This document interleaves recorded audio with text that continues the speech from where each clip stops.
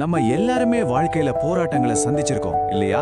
ஆனா சில போராட்டங்கள் நம்மள உடைக்கிறதுக்காக வர்றதில்ல, உருவாக்குறதுக்காகவே வருது. வாங்க அப்படி பறக்கிறதுக்கான வலிமையை கொடுக்கிற ஒரு போராட்டத்தோட கதையை இன்னைக்கு கேட்கலாம். நமக்கு வரும் கஷ்டமே நமக்கு அளிக்கப்பட்ட உதவி. இந்த வரியை கேட்கும்போது கொஞ்சம் விசித்திரமா இருக்குல்ல? ஒரு கஷ்டம் எப்படிங்க உதவியா இருக்க முடியும்?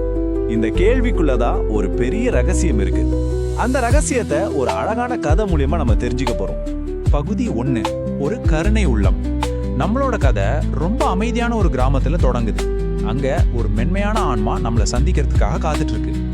ஒரு நிமிஷம் உங்க மனசுல ஒரு காட்சியை கற்பனை பண்ணி பாருங்களேன். பச்சை பசேல்னு வயல்வெளி, சுத்தமான காத்து, எந்த ஆரவாரமும் இல்லாத ஒரு சின்ன ஊரு. இங்கதான் நம்ம கதையை ஆரம்பிக்குது. அந்த ஊர்ல மித்ரன்னு ஒரு பையன் இருந்தான். அவனோட கண்ணுல உலகத்தை பார்க்கும்போது எப்பவும் ஒரு தனிப்பட்ட கருணை தெரியும். அவன் பேரு மித்ரன். மித்ரனோட இதயம் இருக்கே, அது ரொம்பவே மென்மையானது. ஒரு சின்ன பூச்சிக்கு கஷ்டம்னா கூட அது தனக்கே வந்த கஷ்டம் மாதிரி அவன் உணர்வான். அந்த துன்பத்தை எப்படியாவது சரி பண்ணிடணும்னு அவன் மனசு துடிக்கும். அதுதான் அவனோட குணம். பகுதி 2, ஒரு வாழ்வின் போராட்டம்.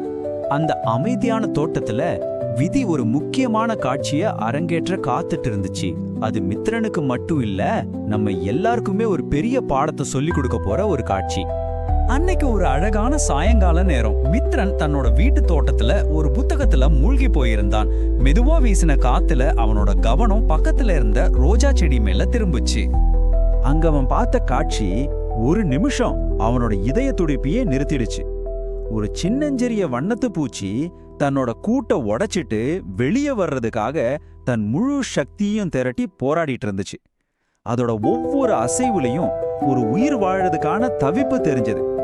அதை பார்த்ததும் மித்ரனோட இலகிய மனசு ரொம்பவே கஷ்டப்பட்டுச்சு. அந்த சின்ன உயிர் படுற வேதனை அவனால தாங்கிக்கவே முடியல. ஐயோ பாவம், இதுக்கு நாம தான் உதவி பண்ணணும், உடனே உதவி பண்ணணும்னு அவன் மனசுக்குள்ள ஒரு எண்ணம் ஓடுச்சு. பகுதி 3, விதிவசமான உதவி. இப்போதான் நம்ம கதையோட முக்கியமான திருப்பு முனை வருது. கருணைங்கிற பேர்ல மித்ரன் ஒரு முடிவு எடுக்கிறான். ஆனா அந்த உதவி உண்மையிலே உதவியா இருக்குமா? இல்ல. அவன் ஒரு நொடி கூட தாமதிக்கல. அந்த போராட்டத்தை எப்படியாவது நிறுத்தணும்னு நினைச்சான். வேகமா வீட்டுக்குள்ள ஓடி போய் ஒரு சின்ன கத்திரிக்கோலை எடுத்துட்டு வந்தான். ரொம்ப கவனமா அந்த பூச்சிக்கு எதுவும் ஆகிடாம அதோட கூட்டை மெதுவா வெட்டி அது வெளியே வர்றதுக்கு வழியை சுலபமாக்கினான். பகுதி 4, சோகமான சுதந்திரம். மித்ரன் ஒரு விடுதலை கொடுத்துட்டு அதை நினைச்சான். ஆனா விதி அங்க ஒரு சோகமான திருப்பத்தை வச்சிருந்தது. அவன் கொடுத்த சுதந்திரம் ஒரு முடிவோட தொடக்கமா இருந்துச்சு. அந்த கூட்டை வெட்டி முடிச்சதும் அவனுக்குள்ள அப்படி ஒரு சந்தோஷம். அப்பாடா, நான் ஒரு உயிரை காப்பாத்திட்டேன், அதுக்கு சுதந்திரம் வாங்கி கொடுத்துட்டேன் அப்படிங்கிற பெருமிதம் அவன் முகத்துல தெரிஞ்சது. ஆனா அவன் எதிர்பார்த்த மாதிரி நடக்கல. அந்த வண்ணத்து பூச்சி வானத்துல பறக்கவே இல்லை. கூட்டிலிருந்து மெதுவா வெளியே வந்துச்சு. ஆனா அதோட ரெக்கைகள் ரொம்ப பலதீனமா சுருங்கி போயிருந்தது. அதால நகர மட்டும்தான் முடிஞ்சது. தரையிலேயே கிடந்த அந்த பரிதாபமான உயிரை கொஞ்ச நேரத்துல எறும்புகள் வந்து சூழ்ந்துக்குச்சு. ஒரு தடவை கூட பறக்காம அந்த உயிர் போயிடுச்சு. மித்ரன் அதிர்ச்சியில அப்படியே உறைஞ்சு போய் நின்னான். பகுதி 5, வலிமையின் அறிவியல். மித்ரனோட நல்ல எண்ணம் ஏன் ஒரு மரணத்துல முடிஞ்சது?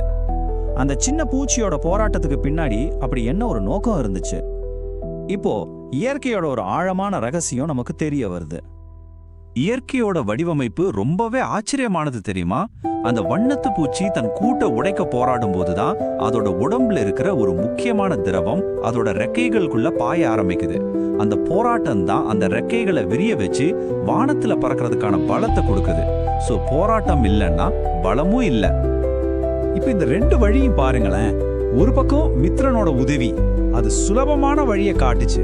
ஆனா அதோட முடிவை பலவீனமான ரெக்கைகளும் மரணமும் தான்.